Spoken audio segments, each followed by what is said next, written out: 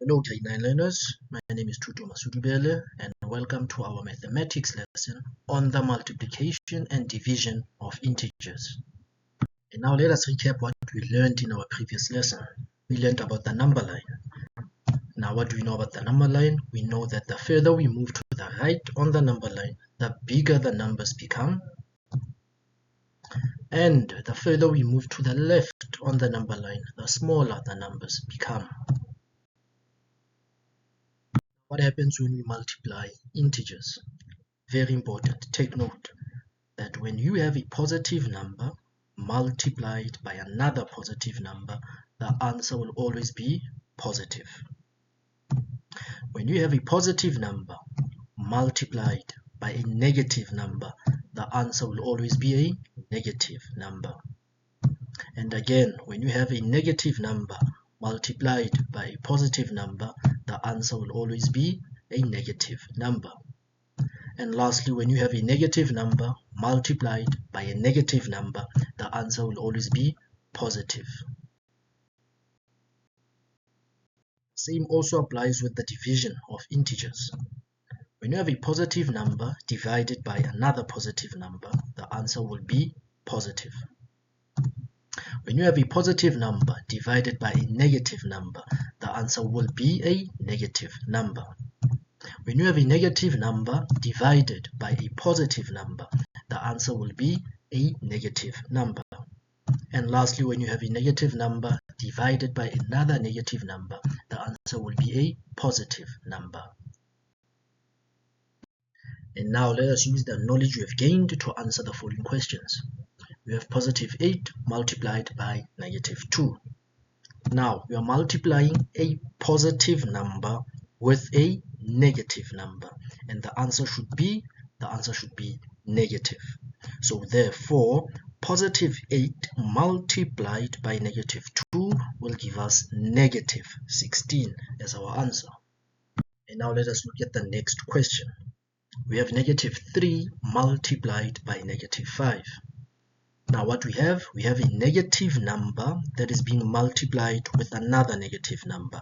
And when you multiply two negative numbers, the answer will always be positive. So therefore, negative 3 multiplied by negative 5 will give us positive 15. And now for the next question. We have positive 4 multiplied by negative 2 multiplied by positive 3. Now let's first multiply the first two factors.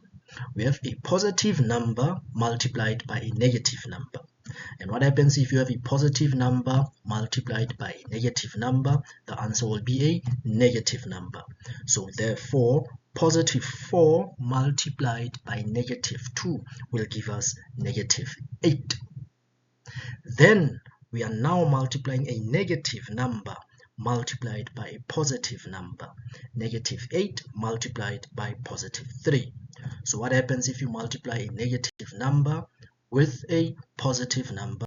The answer will always be a negative number.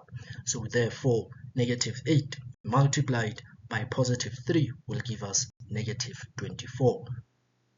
And now for the next question. We have negative 20 divided by positive 5 multiplied by negative 3. So let us first start by dividing negative 20 by positive 5. If you notice, we are dividing a negative number with a positive number. And what happens if you divide a negative number with a positive number? The answer will be a negative number. So therefore, negative 20 divided by positive 5 will give us negative 4. And now we need to then multiply the negative 4 we've just found with the negative 3. Now what happens if we multiply two negative numbers? A negative number multiplied by another negative number will give us a positive answer. So therefore, negative 4 multiplied by negative 3 will give us positive 12. Now let's look at the next question. We have negative 3 all squared plus negative 2 all cubed.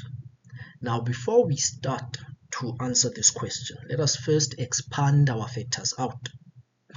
So in order for us to expand, we'll have negative 3 multiplied with itself twice, hence we have negative 3 multiplied by negative 3, plus we then have negative 2 multiplied with itself 3 times.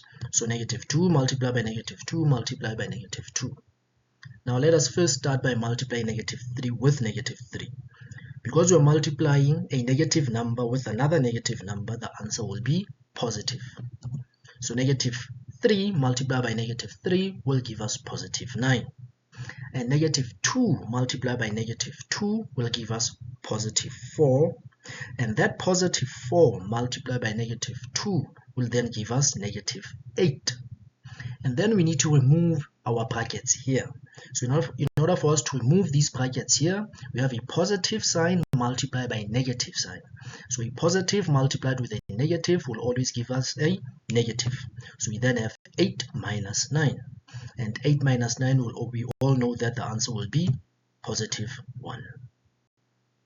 And now for the last question.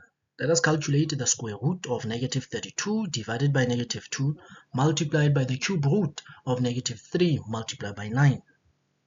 Now in order for us to solve this question, let us first calculate the values of the expressions that are inside the root signs. So find the value of the expression under the square root and the value of the expression that's inside the cube root. So negative 32 divided by negative 2 will give us a positive answer because we are dividing a negative number with another negative number. So that will give us positive 16.